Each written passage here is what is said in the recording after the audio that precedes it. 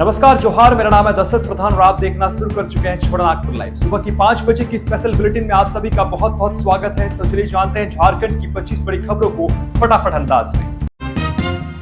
तो पहली खबर देखिए, जहां बेबी महतो ने झारखंड सरकार की नई उत्पाद नीति का किया विरोध।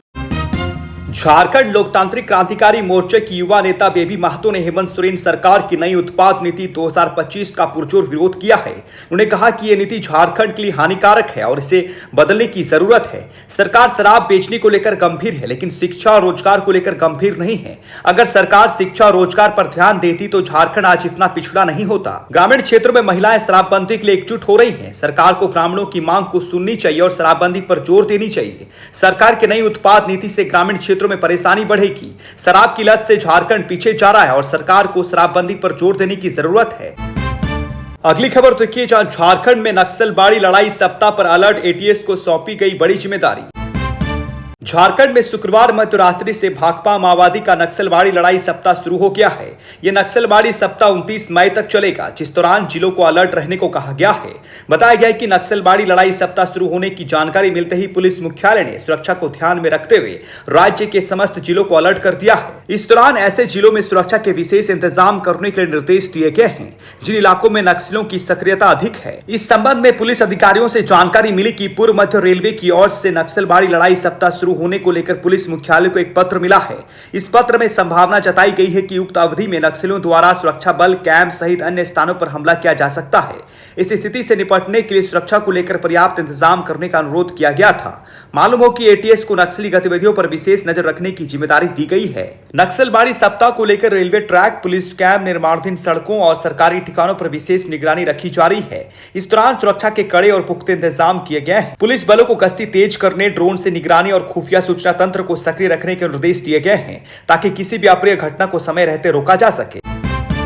आखिरी खबर देखिए, जहां पहलगाम आतंकी हमले में मारे गए आईबी अफसर मनीष रंजन के परिजनों से मिली मंत्री शिल्पी नेहा तुर्की, दिया गया आश्वासन।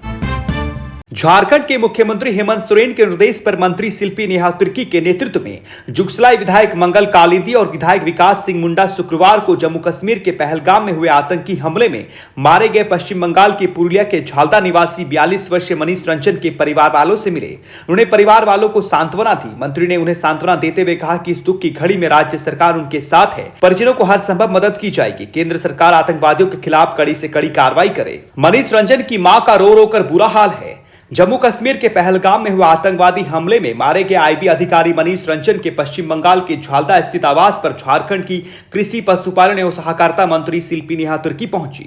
मुख्यमंत्री हेमंत सोरेन के निर्देश पर मंत्री शिल्पी नेहा तुर्की के नेतृत्व में जेएमएम विधायक विकास सिंह मुंडा और जेएमएम विधायक मंगल कालिंदी ने शोक संतप्त परिवार से घटना की जानकारी दी। इस दौरान आईबी अधिकारी मनीष रंजन की मां का रो रो कर बुरा हाल था। पिता मंगलेश कुमार मिश्रा ने बातचीत के क्रम में बताया कि बचपन से ही मनीष रंजन मेधावी छात्र थे। सिर्फ शिक्षा ही नहीं, क्रिकेट में उनकी प्रतिभा और संगीत कला ने उन्हें अपने प्रियजनों के बीच लोकप्रिय बनाए रखा। आज जब वे नहीं रहे तो ऐसा लग रहा है कि जैसे सब कुछ खत्म हो गया है। आईबी अधिकारी मनीष रंजन के परिजनों से मिलने के बाद झारखंड की कृषि, पशुपालन एवं सहकारिता मंत्री शिल्पी नेहा तुर्की ने कहा कि इस घटना से हम सभी आहत हैं। परिजनों ने कुछ समस्या रखी है जो जायज है, जैसे दूसरे राज्य में शिक्षा ग्रहण कर रहे बच्चों को टीसी की बात हो या केंद्र सरकार द्वारा नौकरी के प्रावधान की बात हो। इन समस्याओं को सीएम हेमंत सोरेन के समक्ष रखा जाएगा। राज्य सरकार पीड़ित परिवार को हर समय मदद के लिए तैयार है। अगली खबर देखिए, जहां जसीडीह में बड़ा हादसा, निर्माणाधीन स्पिलवे का स्लैब गिरने से 5 मजदूर गंभीर रूप से घायल। जसीडीह थाना क्षेत्र के पुनासी जलाशय में शनिवार की शाम बड़ा हादसा हो गया। यहां निर्माणाधीन स्पिलवे का स्लैब सेंटरिंग सहित गिर गया, जिससे मौके पर कार्यरत 5 मजदूर गंभीर रूप से घायल हो गए। इस हादसे में 2 जूनियर इंजीनियर को भी मामूली चोटें आई हैं। हादसे के पीछे निर्माण कार्य में बरती जा रही लापरवाही और घटिया सामग्री के इस्तेमाल की आशंका जताई जा रही है। घटना शाम करीब 5 बजे की है। इस समय जलाशय के स्पिलवे गटर की ढलाई का कार्य चल रहा था। उसी दौरान सेंटरिंग सहित स्लैब गिर गया। बताया जा रहा है कि घटना के बाद वहां काम कर रहे मजदूरों में हड़कंप मच गया। इस हादसे में पड़िया गांव निवासी बालमुकुंद यादव, तिगरिया गांव निवासी मोहन यादव, संताल बीदिया की फुलमणि हेम्ब्रम, रचयता हेम्ब्रम और महारानी हेम्ब्रम गंभीर रूप से घायल हो गई। सभी को आनंद फानंद में सदर अस्पताल लाया गया, जहां डॉक्टरों ने प्राथमिक उपचार के बाद उन्हें भर्ती कर लिया गया। इधर घटना की जानकारी मिलते ही स्थानीय विधायक सुरेश पासवान अस्पताल पहुंचे और घायलों का हालचाल लिया। उन्होंने मौके पर सिविल सर्जन डॉक्टर जेके चौधरी को फोन किया। इसके साथ ही घटनास्थल पर एम्बुलेंस भिजवाया। करवाया। विधायक ने कहा कि घटना की जांच कर दोषियों पर कड़ी कार्रवाई की जाएगी और घायलों को हर संभव सरकारी मदद दिलाई जाएगी। स्थानीय लोगों ने संवेदक और अभियंताओं पर लापरवाही का आरोप लगाते हुए कहा कि पहले हाफ लेंथ में ढलाई होती थी, लेकिन अभियंताओं के दबाव में फुल लेंथ में सेंटरिंग कर ढलाई करवाई जा रही थी। अगली खबर देखिए, जहां झारखंड दौरे पर लोकसभा अध्यक्ष ओम बिरला रांची और जमशेदपुर के कार्यक्रम में होंगे शामिल। लोकसभा अध्यक्ष ओम बिरला आज रविवार को झारखंड दौरे पर हैं। वे पहली बार लोकसभा स्पीकर बनने के बाद राज्य का दौरा कर रहे हैं। इस दौरान वे रांची और जमशेदपुर में अलग अलग कार्यक्रमों में शामिल होंगे। ओम बिरला सुबह 9 बजे रांची के बिरसा मुंडा एयरपोर्ट पर पहुंचेंगे। वहां उनका जोरदार स्वागत किया जाएगा। इसके बाद वे बिरसा चौक जाएंगे और भगवान बिरसा मुंडा की प्रतिमा पर माल्यार्पण करेंगे। इसके बाद वे राजभवन जाएंगे, जहां दिन भर के कार्यक्रमों के बाद रात में विश्राम करेंगे।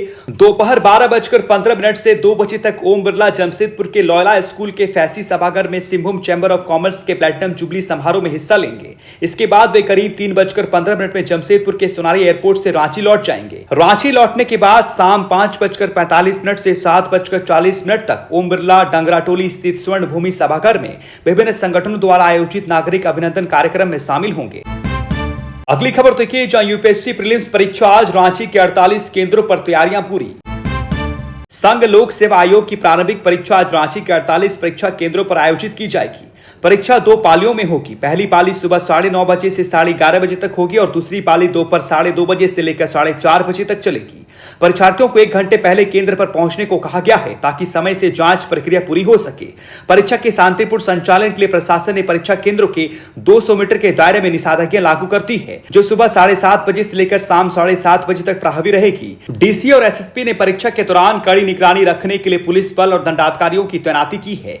शनिवार को प्रशासन और पुलिस की टीम ने कई केंद्रों का दौरा किया है और वहां की तैयारियों का निरीक्षण किया। अधिकारियों ने यह सुनिश्चित किया है कि परीक्षा में किसी तरह की गड़बड़ी ना हो और सभी इंतजाम सुचारू रूप से पूरे किए जाएं। अगली खबर देखिए, मौसम से जुड़ा हुआ है, जो झारखंड में बदलेगा मौसम का मिजाज, रांची और आसपास बारिश के आसार। झारखंड का मौसम आज बदल सकता है। मौसम विभाग ने बताया है कि राजधानी रांची और आसपास के इलाकों में आज हल्की बारिश हो सकती है। कहीं कहीं तेज हवा और बिजली गिरने की भी संभावना जताई गई है। सोमवार और मंगलवार को बादल थोड़े हल्के रह सकते हैं, लेकिन 28 मई के बाद प्री मानसून गतिविधियां तेज हो सकती है। मौसम विभाग के अनुसार बंगाल की खाड़ी में बना एक निम्न दबाव का क्षेत्र पूरे राज्य में असर दिखाएगा। इस कारण रांची और अन्य जिलों में बारिश होने की संभावना है। साथ ही ओडिशा के तटीय इलाके में बने चक्रवात सिस्टम से यह सिस्टम उत्तर पश्चिमी दिशा में आगे बढ़ेगा, जिससे झारखंड के दक्षिण हिस्सों में अधिक बारिश हो सकती है। पिछले 2 दिनों से रांची और आसपास बादल छाए हुए हैं। राज्य के कुछ जिलों में बीते 24 घंटों में बारिश भी हुई है। इसके चलते तापमान में गिरावट दर्ज की गई है। शनिवार को रांची का अधिकतम तापमान 30.9 डिग्री सेल्सियस रहा, जो सामान्य से 6 डिग्री कम था। न्यूनतम तापमान 23 डिग्री दर्ज किया गया। पूरे राज्य में मेदिनीनगर सबसे गर्म रहा, जहां तापमान 35.2 डिग्री मापा गया। मौसम वैज्ञानिकों के अनुसार इस साल मानसून केरल, तमिलनाडु, कर्नाटक और मिजोरम में समय से पहले पहुंच चुका है। झारखंड में मानसून आमतौर पर 10 से 15 जून के बीच आता है, लेकिन इस बार ये जल्दी आ सकता है। अगर स्थितियां ठीक रही तो मानसून झारखंड में 3 से 5 जून के बीच दस्तक दे सकता है। रांची मौसम केंद्र के वैज्ञानिक अभिषेक आनंद ने बताया कि मानसून अब उत्तर भारत की ओर बढ़ेगा और आने वाले दिनों में झारखंड में भारी बारिश आ सकती है। अगली खबर देखिए, जहां चूटिया थाना क्षेत्र में ओवरब्रिज के पास युवक की हत्या, पुलिस जांच में जुटी। रांची के चूटिया थाना क्षेत्र के ओवरब्रिज के पास देर शाम एक युवक की हत्या का मामला सामने आया है। घटना की सूचना मिलते ही चूटिया पुलिस मौके पर पहुंची और मृतक का शव कब्जे में लेकर रिम्स भेज दिया। साथ ही एफएसएल टीम भी घटनास्थल पर पहुंचकर साक्ष्यों की जांच कर रही है। पुलिस मामले की गहराई से जांच कर रही है और हत्या के कारणों का पता लगाने में जुट गई है। एक अन्य खबर के मुताबिक रांची पुलिस ने मारपीट और गोलीबारी के एक मामले में फरार चल रहे पूर्व पार्षद समेत 5 नामजद आरोपियों के घरों पर कोर्ट से जारी इश्तेहार चिपकाया है। ये कार्रवाई हिंदपीढ़ी थाना पुलिस ने कोतवाली डीएसपी प्रकाश सॉय की अगुवाई में की है। उल्लेखनीय है कि 21 जनवरी 2025 को इरशाद और पप्पू नामक युवक की पिटाई का एक वीडियो सोशल मीडिया पर वायरल हुआ था। इसी घटना के आधार पर यह प्राथमिकी दर्ज की गई थी। अगली खबर देखिए, जहां चंपाई सोरेन का तीखा हमला, आदिवासियों की मुद्दों पर कांग्रेस ने किया ड्रामा।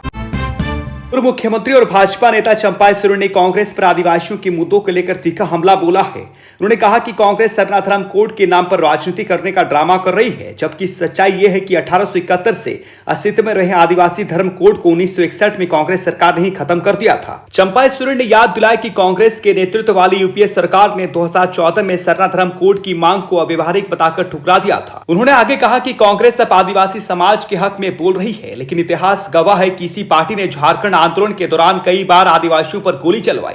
कांग्रेस ने झारखंड राज्य और संथाली भाषा को मान्यता देने के नाम पर आदिवासी समाज को बार बार धोखा दिया है। उन्होंने भाजपा की भूमिका की सराहना करते हुए कहा कि अगर केंद्र में अटल बिहारी वाजपेयी के नेतृत्व में भाजपा की सरकार नहीं बनी होती तो ना झारखंड राज्य बनता और ना ही संथाली भाषा को संवैधानिक मान्यता मिलती। चंपा सोरेन ने 1967 की एक अहम घटना को भी याद दिलाया। उन्होंने बताया कि जब बाबा कार्तिक उरांव ने धर्मांतरित आदिवासियों के लिए डिलिस्टिंग विधेयक पेश किया था तो संसद की समिति की सिफारिशों और 348 सांसदों के समर्थन के बावजूद कांग्रेस सरकार ने उस बिल को रोक दिया। अगर वो विधेयक पास हो गया होता तो आज आदिवासी समाज की स्थिति बहुत बेहतर होती। पूर्व सीएम ने कहा कि कांग्रेस हर बार आदिवासी समाज को धोखा देती रही है। कांग्रेस को आदिवासियों के मुद्दों पर बोलने का कोई अधिकार नहीं है। उसके शीर्ष नेतृत्व को पहले ही अपने करतूतों के लिए देश भर के आदिवासी समाज से माफी मांगनी चाहिए। झारखंड की 25 बड़ी खबरों की बुलेटिन में बने रहने के लिए धन्यवाद। चैनल को सब्सक्राइब कीजिएगा, वीडियोस को लाइक कीजिएगा और अपनों के बीच शेयर जरूर कीजिएगा।